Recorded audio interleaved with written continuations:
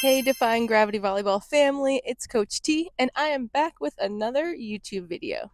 In today's YouTube video, I'm talking all about warm-ups before your game, the options you have, what my team did this last season, etc. So let's just hop right into the video.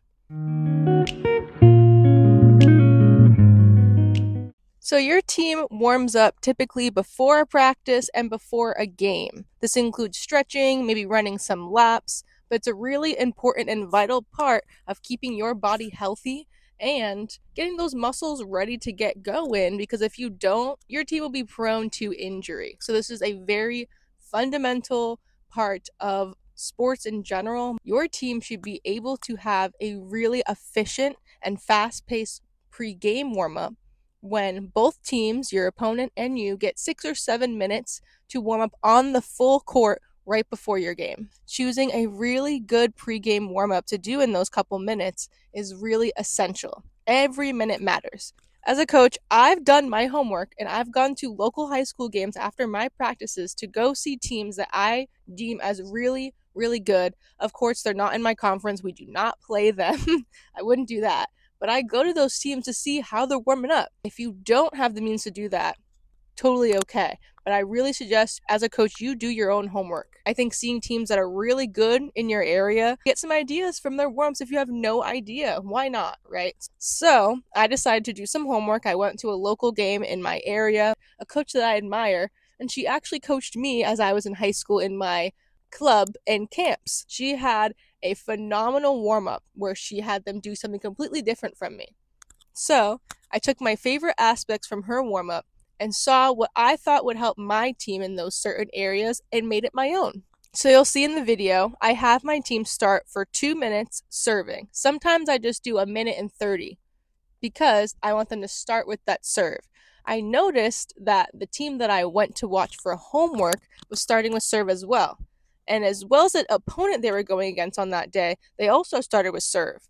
So the more games I went to locally, not just the team that I was inspired by, but even other teams, I saw 4 or 5 different teams playing, they all started with the serve. So I now had my team start with serving for 1.5 to 2 minutes.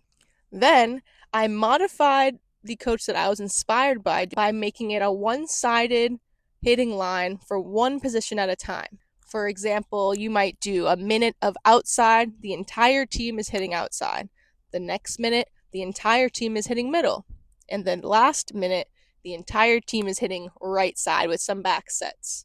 So, modifying it because I have a much smaller team than her, much less intensity, I would like to say, is that team. They were much higher level than us developmentally. So I took it a little bit down, took half of that, and I truly saw something completely different with my team.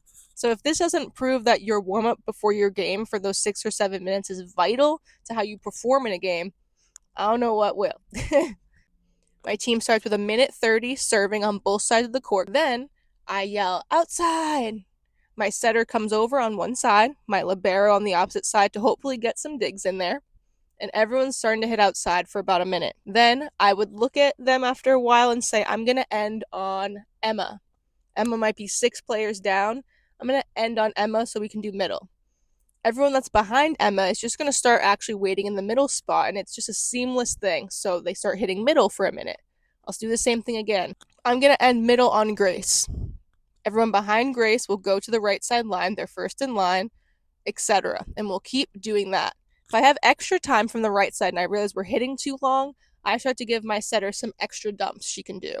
So she'll go up and hit with her left hand, she'll dump with her left hand, she'll tip with her right, etc. All right, well, I hope that gave you guys a little bit more inspiration, but more so you really need to be thinking about what your team needs. So my team needed more fast-paced hitting lines and more setting opportunities. With the 6 on that I was doing, I worked with my team the year prior really, really well, actually. But it wasn't working with the team I had now, and we weren't even getting free balls sometimes, and it was starting to get frustrating for not just them, but for me. So I think all in all, it worked for this year. I might have to change my warm-up again next year, but just having this in your toolbox of options is really good. Please do not forget to subscribe. My goal has been 100 subscribers for a little bit now, and we're getting there. We're in the 60s. We're finally getting there.